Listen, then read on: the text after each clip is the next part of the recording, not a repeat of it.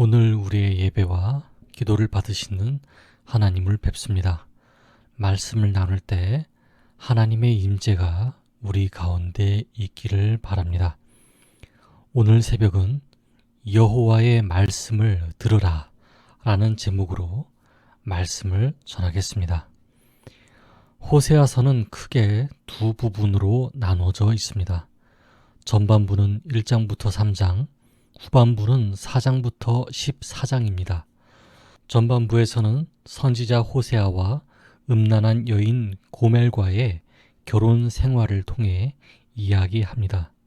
바로 하나님의 백성인 이스라엘에 대한 하나님의 언약적 사랑과 그런 하나님의 사랑을 배반하고 온갖 죄악을 범함으로써 하나님을 실망시킨 북이스라엘 백성들을 말이지요. 특히 3장에서 고멜을 용서하는 호세아의 삶을 통해 결국 하나님께서 배은망덕한 이스라엘 백성들의 죄를 용서하시고 그들을 회복시킬 것을 상징적으로 보여줍니다.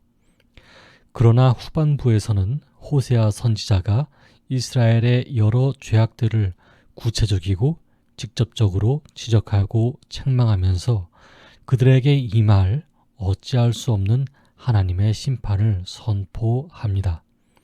그러나 호세아는 거기서 메시지를 멈추지 않습니다. 곧 심판 후에 하나님께서 주체가 되는 이스라엘의 회복이 있음을 선포합니다. 우선 4장 1절을 보겠습니다. 하나님께서는 먼저 심판자와 고소자로서 이스라엘과 쟁변하십니다. 이스라엘 자손들아, 여호와의 말씀을 들으라. 여호와께서 이 땅 주민과 논쟁하시나니 이 땅에는 진실도 없고 인애도 없고 하나님을 아는 지식도 없고 오직 저주와 속임과 살인과 도둑질과 간음뿐이요 포악하여 피가 피를 뒤이음이라. 아멘. 하나님께서 그분의 백성인 이스라엘과 쟁변하시는 것은 일종의 법적 절차로 하나님께서 백성들을 심판하시기에 앞서 고소나 변론하시는 경우에 종종 사용하시는 방법입니다. 이 쟁변을 통해 하나님께서는 3절 이하에 언급되어 있는 북이스라엘에 대한 하나님의 심판과 징계의 정당성을 부여하십니다. 그러하면서 그들에게는 심판의 원인이 되는 죄를 말씀하시지요. 이 땅에는 진실도 없고 인애도 없고 하나님을 아는 지식도 없고 오직 저주와 속임과 살인과 도둑질과 간음뿐이요 포악하여 피가 피를 뒤이음이라. 단지 하나님을 아는 지식이 없다는 것으로만 맞춰서는 안 될 본문입니다. 먼저 근본적이고 원리적인 측면에서 이스라엘의 죄는 진실과 인애의 하나님을 아는 지식이 없는 것입니다. 이 세 가지는 이스라엘의 신앙과 삶 속에서 실제적으로 나타나는 죄들의 원인과 동기가 됩니다.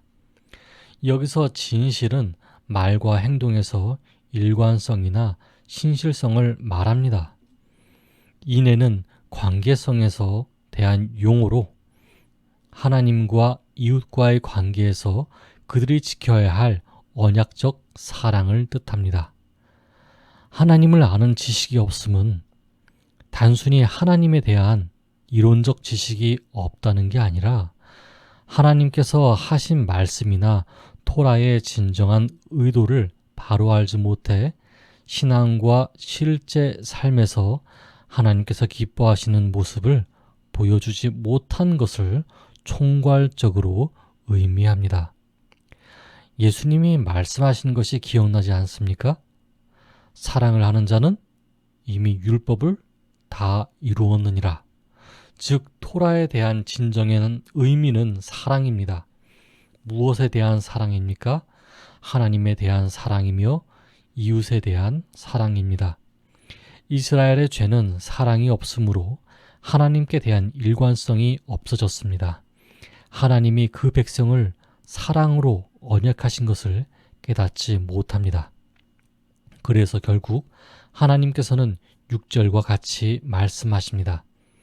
내 백성의 지식이 없으므로 망하는도다.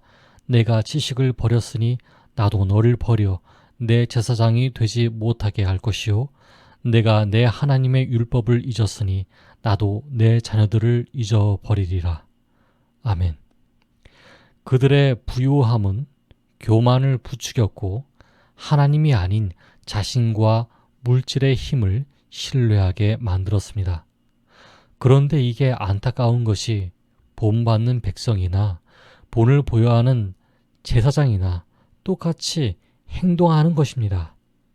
그래서 어떻게 됩니까? 하나님께서 이렇게 결정하십니다. 내가 그들의 행실대로 벌하며 그들의 행위대로 갚으리라.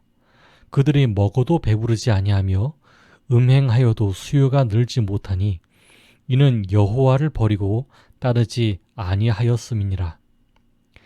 여호와를 따르지 않는다는 것은 대표적인 죄악 중에 하나인 우상 숭배 때문입니다.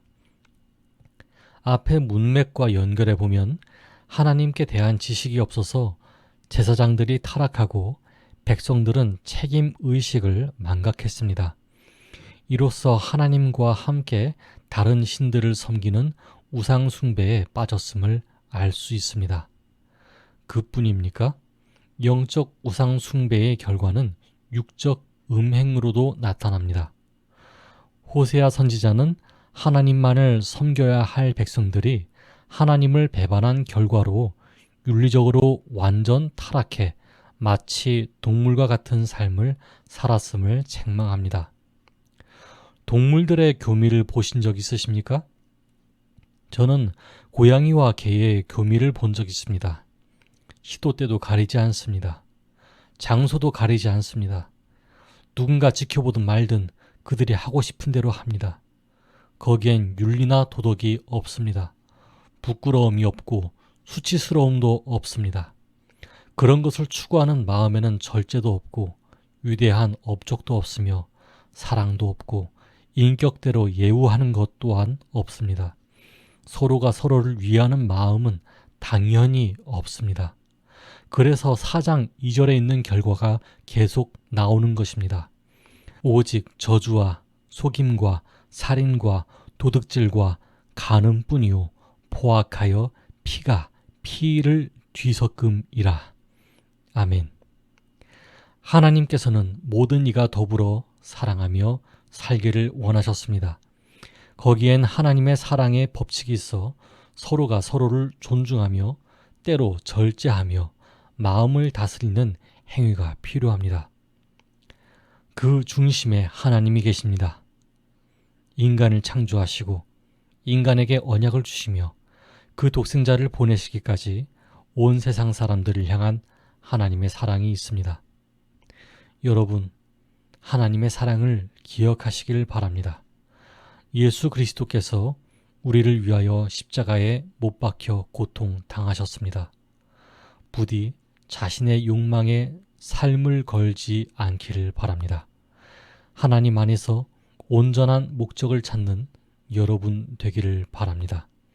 하나님께서 여러분에게 충만한 사랑과 평안 주기 원하시기 때문입니다.